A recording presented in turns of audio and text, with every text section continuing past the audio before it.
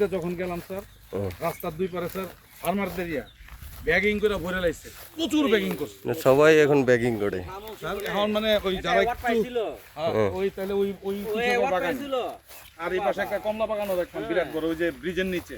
কোনটা কোন জায়গায় এটা? একটা কমলা বাগানও আছে। একজন আছে কাগজের মধ্যে মারমারে স্যার।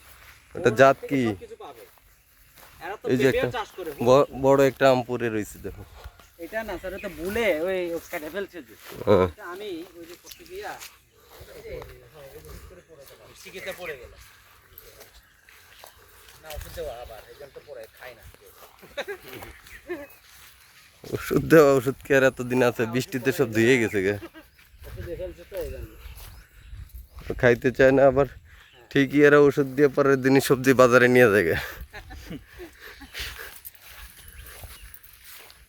রাস্তার দুই পারে স্যার আম বাগান দেখলাম, সব ব্যাগিং, একটা আম আমি ব্যাগ ছাড়া পাইনি। খুব সুন্দর সুন্দর এখানে। পরে স্যার ওইখানে আমরা সিএনজি থামায়া পরে ইয়ে করলাম, দেখলাম।